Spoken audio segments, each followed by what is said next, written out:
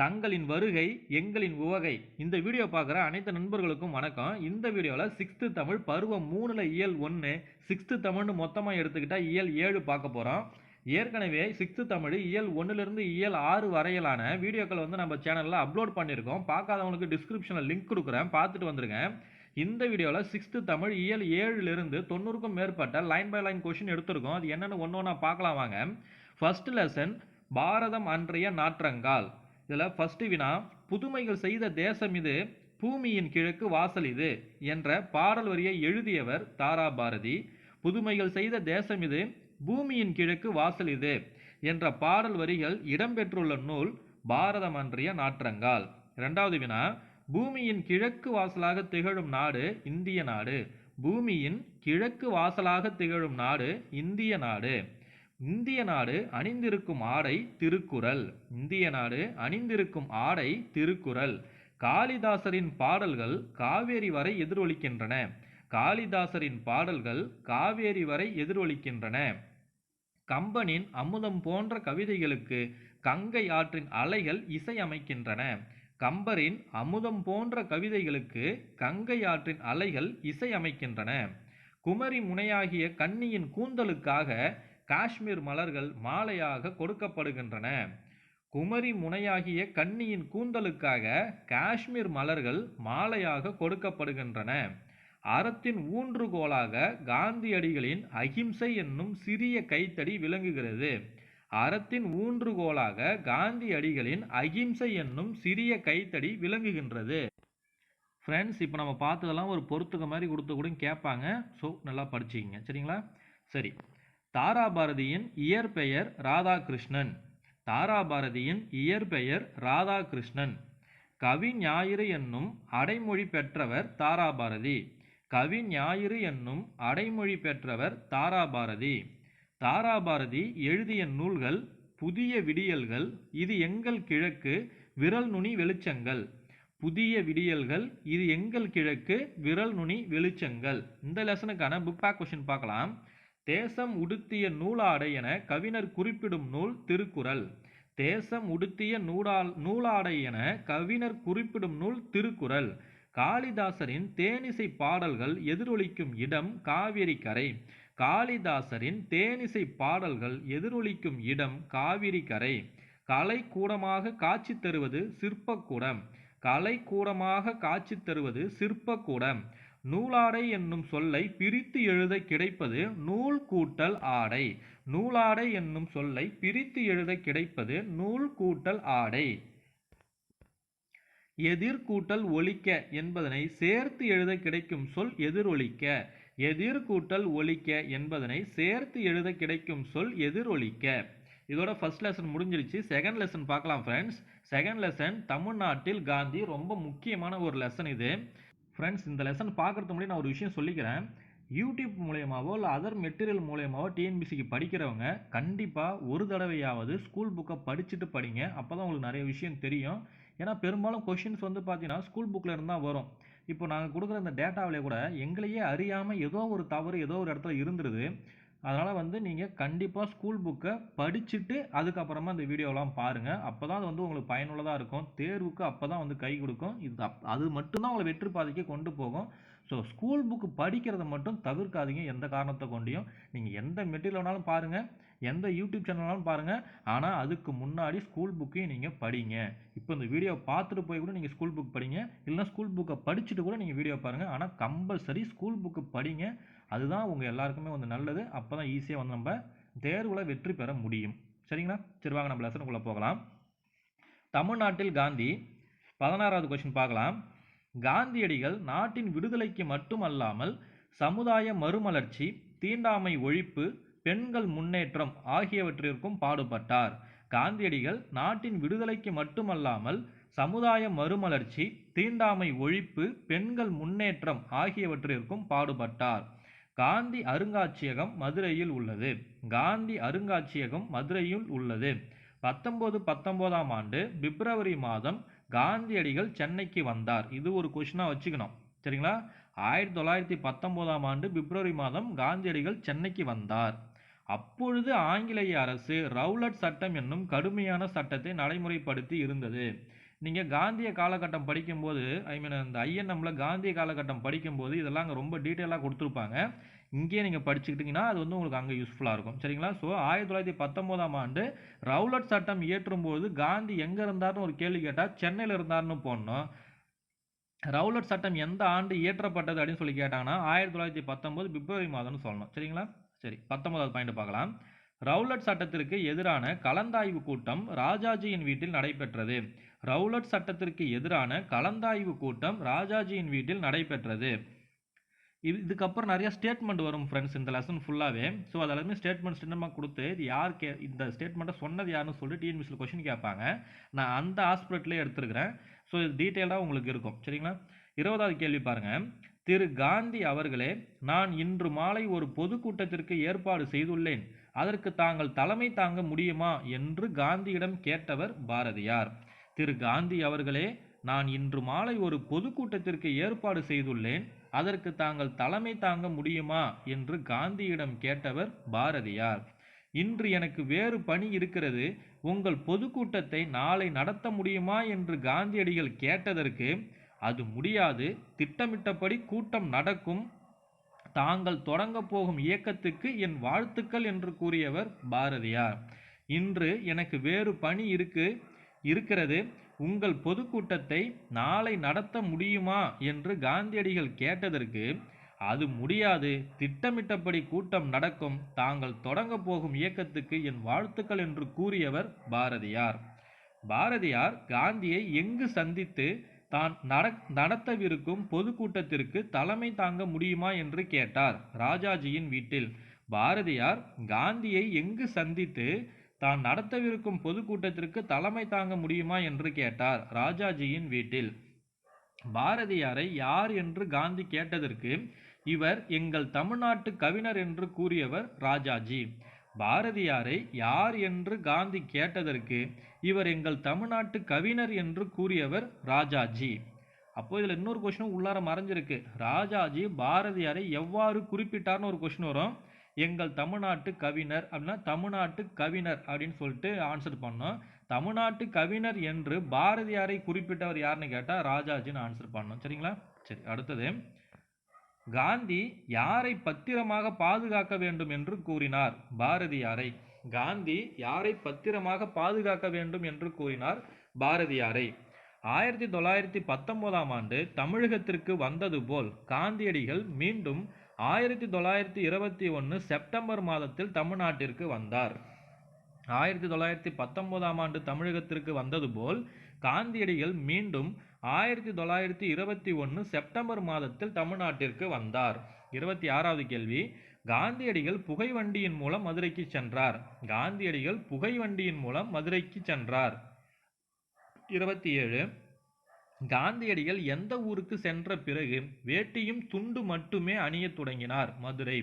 காந்தியடிகள் எந்த ஊருக்கு சென்ற பிறகு வேட்டியும் துண்டு மட்டுமே அணியத் தொடங்கினார்? மதுரை.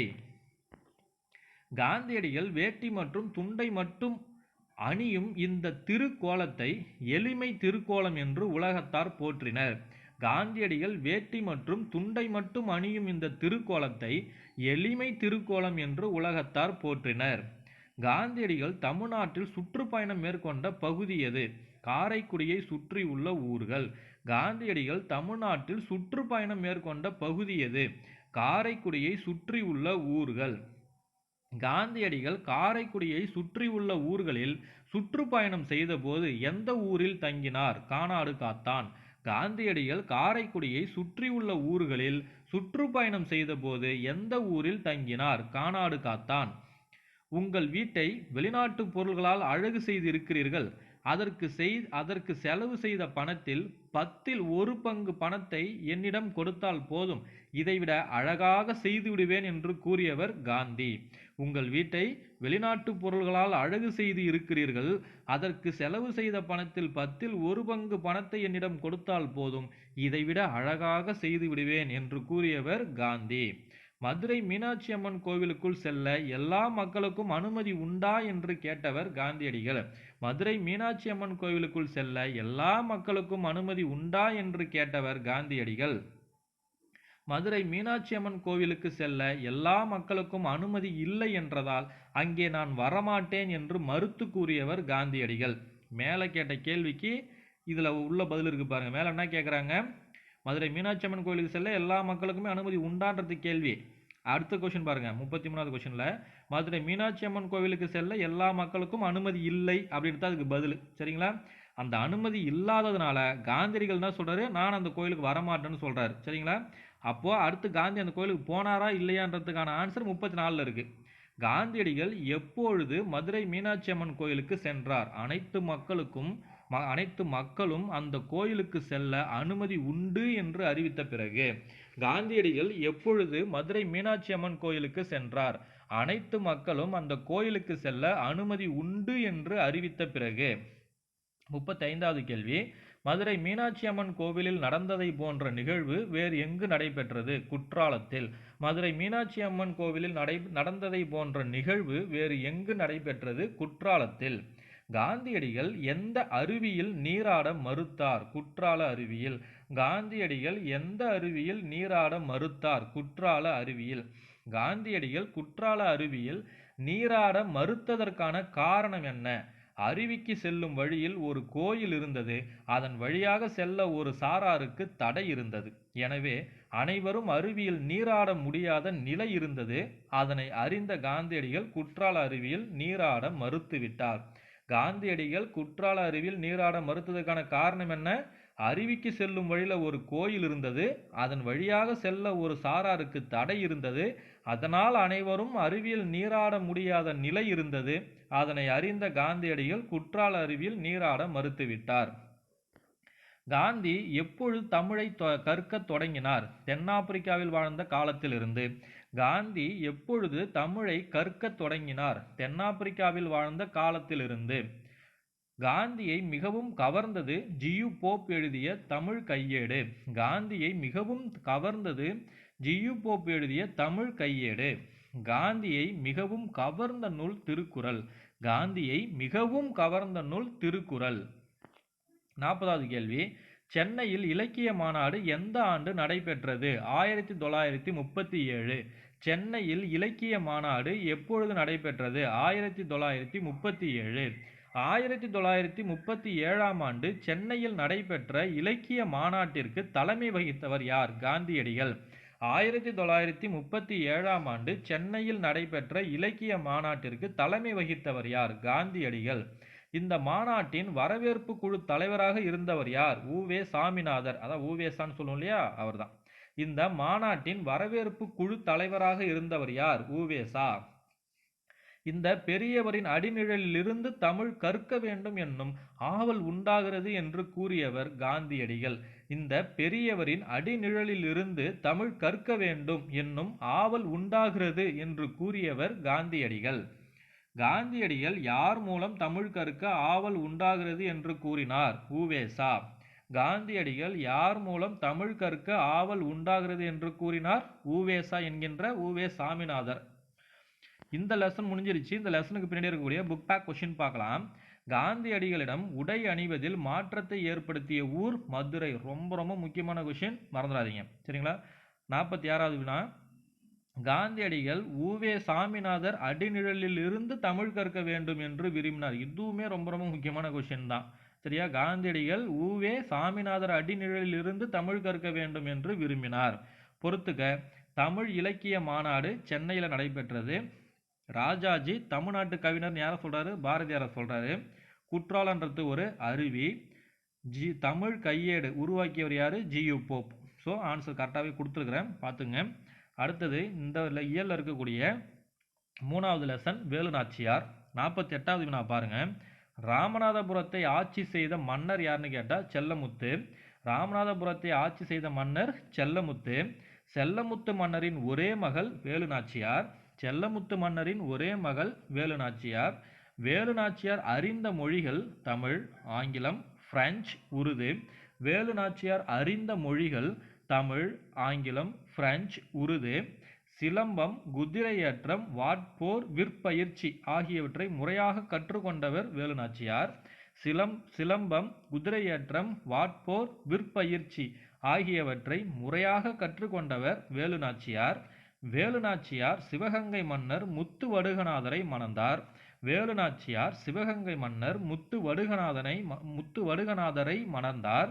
காளியார் கோயிலில் நடைபெற்ற போரில் முத்துவடுகநாதர் ஆங்கிலேயரால் நயவஞ்சகமாக கொல்லப்பட்டார்.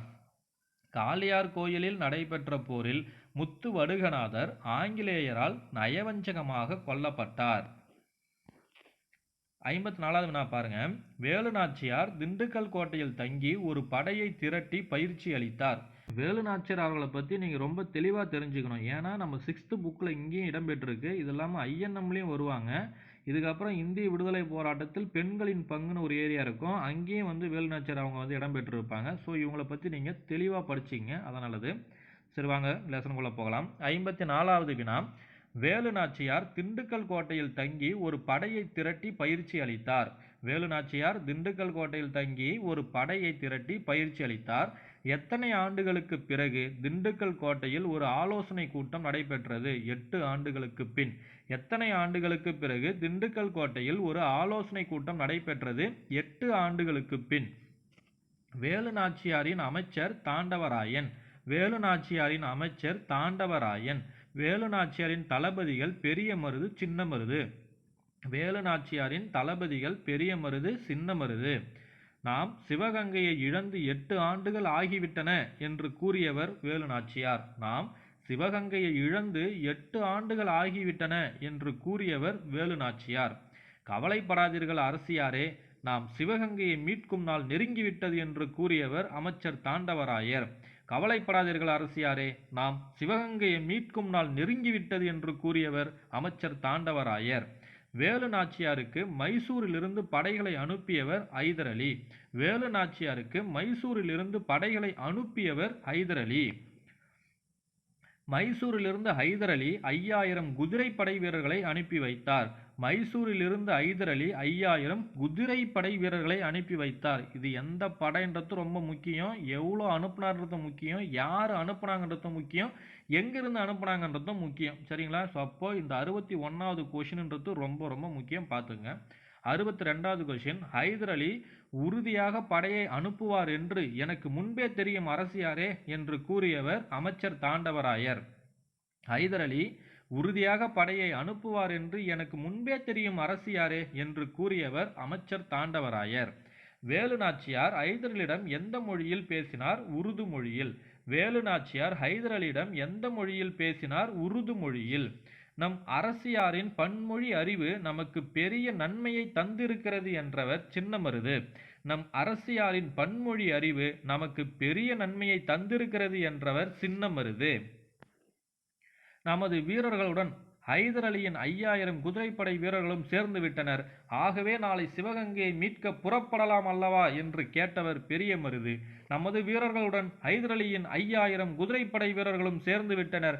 ஆகவே நாளை சிவகங்கையை மீட்க புறப்படலாம் அல்லவா என்று கேட்டவர் பெரிய மருது. என் கணவர் கொல்லப்பட்ட ஊர் காளியார் கோயில்.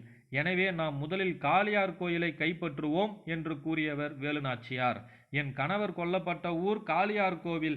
எனவே நாம் முதலில் காளியார் கோவிலை கைப்பற்றுவோம் என்று கூறியவர் வேலுநாச்சியார். ஆண்கள் படைப்பிரிவுக்கு மருது சகோதரர்களும் பெண்கள் படைப்பிரிவுக்கு குயிலியும் தலைமையேற்றனர். ஆண்கள் படைப்பிரிவுக்கு மருது சகோதரர்களும் பெண்கள் படைப்பிரிவுக்கு குயிலியும் தலைமையேற்றனர். சிவகங்கை கோட்டை கதவு எப்பொழுது திறக்கும்? விஜயதசமி திருநாளன்று. சிவகங்கை கோட்டை கதவு எப்பொழுது திறக்கும்? விஜயதசமி திருநாளன்று. விஜயதசமி திருநாளன்று கதவுகள் திறக்கப்படும். அப்பொழுது நமது படைகள் உள்ளே நுழையலாம் என்றவர் வேலுநாச்சியார். விஜயதசமி திருநாள் அன்று கதவுகள் திறக்கப்படும். அப்பொழுது நமது படைகள் உள்ளே நுழையலாம் என்றவர் வேலுநாச்சியார். விஜயதசமி நாளில் கோட்டைக்குள் செல்வதற்கு யாருக்கு மட்டும் அனுமதி உண்டு? பெண்களுக்கு மட்டும். விஜயதசமி நாளில் கோட்டைக்குள் செல்வதற்கு யாருக்கு மட்டும் அனுமதி உண்டு? பெண்களுக்கு மட்டும். பெண்கள் படைப்பிரிவினர் ஆயுதங்களை எவ்வாறு கோட்டைக்குள் கொண்டு சென்றனர்? பூக்கூடைகள் மற்றும் பழக்கூடைகளில் வைத்து. பெண்கள் படைப்பிரிவினர் ஆயுதங்களை எவ்வாறு கோட்டைக்குள் கொண்டு சென்றனர்? பூக்கூடைகள் மற்றும் பழக்கூடைகளில் வைத்து. வேலு நாச்சியாரை காட்டி கொடுக்குமாறு ஆங்கிலேயரால் வற்புறுத்தப்பட்டவர் யார்? உடையாள். வேலு நாச்சியாரை காட்டி கொடுக்குமாறு ஆங்கிலேயரால் வற்புறுத்தப்பட்டவர் யார்? உடையாள். வேலு நாச்சியாரை காட்டி கொடுக்க மறுத்ததால் உடையாள் என்னும் பெண்ணை ஆங்கிலேயர்கள் கொன்று விட்டார்களாம். அவருக்கு நாம் உரிய முறையில் சிறப்பு செய்ய வேண்டும் என்று கூறியவர் அமைச்சர் தாண்டவராயர். வேலு நாச்சியாரை காட்டி கொடுக்க மறுத்ததால் உடையாள் என்னும் பெண்ணை ஆங்கிலேயர்கள் கொன்று விட்டார்களாம். அவருக்கு நாம் உரிய முறையில் சிறப்பு செய்ய வேண்டும் என்று கூறியவர் அமைச்சர் தாண்டவராயர். உடையாளுக்கு நடுக்கல் நட உத்தரவிட்டவர் வேலு நாச்சியார். உடையாளுக்கு நடுக்கல் நட உத்தரவிட்டவர் வேலு நாச்சியார். உடையாளின் நடுக்கல்லுக்கு வேலு நாச்சியார் தாம் வைத்திருந்த தாலியை எடுத்து காணிக்கையாக செலுத்தினார். இந்த நிகழ்வின் போது அருகிலிருந்த வீரர்கள் உடையாள் புகழ் ஓங்குக என்று முழக்கமிட்டனர். உடையாளின் நடுக்கல்லுக்கு வேலு நாச்சியார் தாம் வைத்திருந்த தாலியை எடுத்து காணிக்கையாக செலுத்தினார். இந்த நிகழ்வின் போது அருகிலிருந்த வீரர்கள் உடையாள் புகழ் ஓங்குக என்று முழக்கமிட்டனர். நடுக்கல்லிற்கு வேலு நாச்சியார் தாலியை காணிக்கையாக எப்பொழுது செலுத்தினார்? விஜயதசமிக்கு முதல் நாள். நடுக்கல்லிற்கு வேலு நாச்சியார் தாலியை காணிக்கையாக எப்பொழுது செலுத்தினார்? விஜயதசமிக்கு முதல் நாள். அரசியாரே, நான் நமது பெண்கள் படைப்பிரிவுடன் மாறு வேடத்தில் உள்ளே செல்கிறேன். உள்ளே சென்றதும் அங்குள்ள ஆயுத கிடங்குக்கு எப்படியாவது தீ வைத்து விடுகிறேன். தீ எறிவது தெரிந்ததும் நம் படை உள்ளே நுழையட்டும் என்று கூறியவர் குயிலி. 77வது கொஸ்டின். அரசியாரே, நான் நமது பெண்கள் படைப்பிரிவுடன் மாறு வேடத்தில் உள்ளே செல்கிறேன். உள்ளே சென்றதும் அங்குள்ள ஆயுத கிடங்குக்கு எப்படியாவது தீ வைத்து விடுகிறேன். தீ எரிவது தெரிந்ததும் நம் படை உள்ளே நுழையட்டும் என்று கூறியவர் குயிலி. தம் உடலுக்கு தீ வைத்து கொண்டு ஆயுத கிடங்குக்குள் குதித்தவர் யார்? குயிலி. தம் உடலுக்கு தீ வைத்து கொண்டு ஆயுத கிடங்குக்குள் குதித்தவர் யார்? குயிலி. வேலு நாச்சியார் வீரம், மருது சகோதரர்களின் ஆற்றல், ஹைதர் அலியின் உதவி, குயிலியின் தியாகம் இணைந்துதான் சிவகங்கை மீட்கப்பட்டது.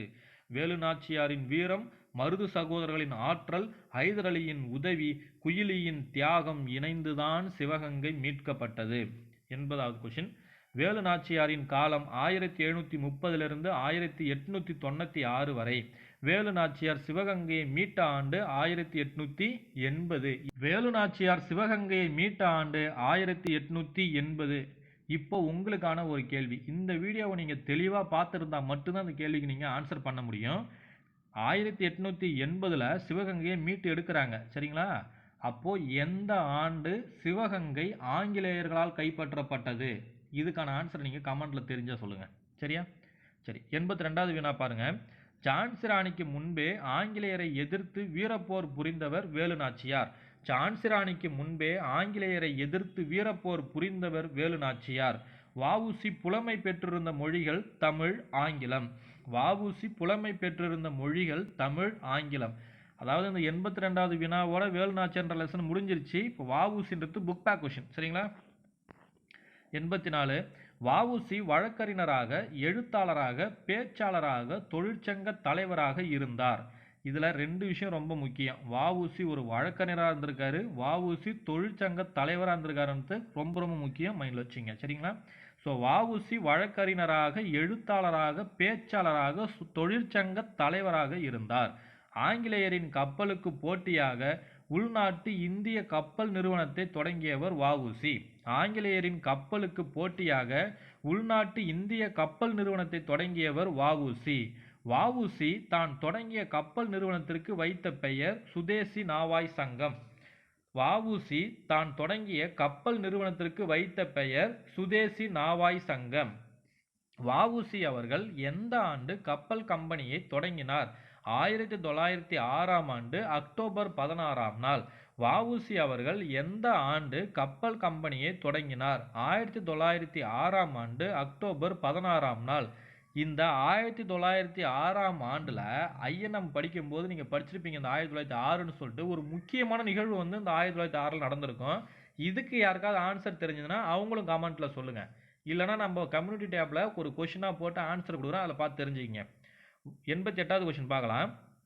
வஉசி சென்னைக்கு செல்லும் போது யாரை சந்திப்பதை வழக்கமாக கொண்டிருந்தார்? பாரதியாரை. வஉசி சென்னைக்கு செல்லும் போது யாரை சந்திப்பதை வழக்கமாக கொண்டிருந்தார்? பாரதியாரை. வஉசி யாரின் பாடல்களை விரும்பி கேட்பார்? பாரதியாரின் பாடல்களை. வஉசி யாரின் பாடல்களை விரும்பி கேட்பார்? வஉசி யாரின் பாடல்களை விரும்பி கேட்பார் பாரதியாரின் பாடல்களை? இந்த லெசனுடைய இந்த இயலுடைய கலைச்சொல் பார்க்கலாம். நாட்டுப்பற்று பேட்ரியாட்டிசம், நாட்டுப்பற்று பேட்ரியாட்டிசம். இலக்கியம் லிட்ரேச்சர், இலக்கியம் லிட்ரேச்சர். கலைக்கூடம் ஆர்ட் கேலரி, கலைக்கூடம் ஆர்ட் கேலரி. மெய்யுணர்வு நாலேஜ் ஆஃப் ரியாலிட்டி, மெய்யுணர்வு நாலேஜ் ஆஃப் ரியாலிட்டி.